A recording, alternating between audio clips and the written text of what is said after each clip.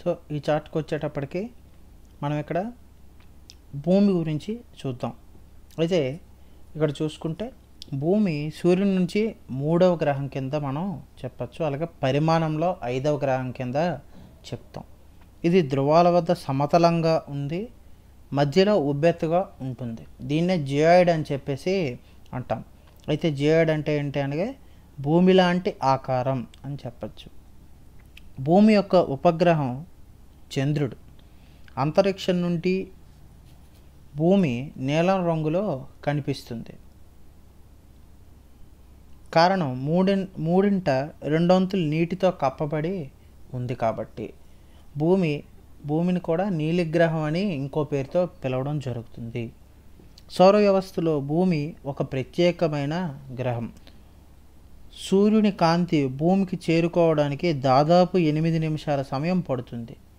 అంటే కాంతి సెకండుకు 3 లక్షల కిలోమీటర్ల వేగంతో ప్రయాణం చేస్తుంది. ఇది మనం భూమి గురించి. తర్వాత చంద్రుడు.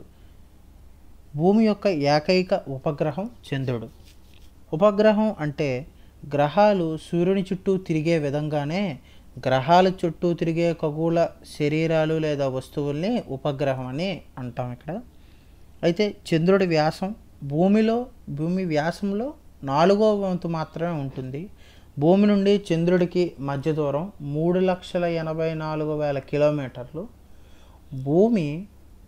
భూమి చుట్టూ తిరగడానికి చంద్రుడికి పట్టే సమయం 27 రోజులు. తన చుట్టూ తాను కూడా తిరగడానికి చంద్రుడికి పట్టే సమయం 27 రోజులే.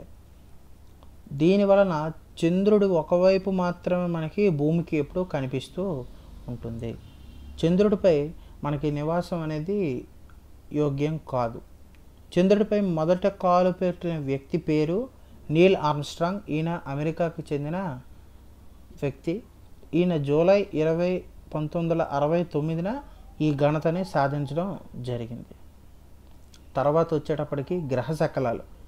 ఈ గ్రహ శకలాలు అంటే నక్షత్రాలు, గ్రహాలు మరియు ఉపగ్రహాలు కాకుండా సూర్యుని చుట్టూ తిరిగే అనేక చిన్న రాతి వస్తువులు కూడా ఉంటాయి. వీటినే ఆస్ట్రాయిడ్స్ లేదా గ్రహ శకలాలు అని కూడా అంటాం. ఇవి మార్స్ మరియు బృహస్పతి కక్షల మధ్య కనిపిస్తాయి మనకి. చాలా సంవత్సరాల క్రితం పేలిన గ్రహం యొక్క భాగాలు అన్నీ శాస్త్రవేత్తలు అభిప్రాయపడుతున్నారు.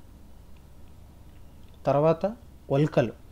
ఈ ఉల్కలు వచ్చేటప్పటికి సూర్యుని చుట్టూ తిరిగే చిన్న చిన్న రాళ్లను మెటేరాయిడ్స్ లేదా ఉల్కలు అని అంటాం. కొన్నిసార్లు ఈ ఉల్కలు భూమికి దగ్గరగా వస్తాయి. ఈ ప్రక్రియలో గాలితో ఘర్షణ కారణంగా అవి వేడెక్కుతాయి మరియు కాలిపోతాయి కూడా. ఇది మనకు వచ్చేటప్పటికి సౌర కుటుంబంలో మన భూమిలో 3rd చార్ట్.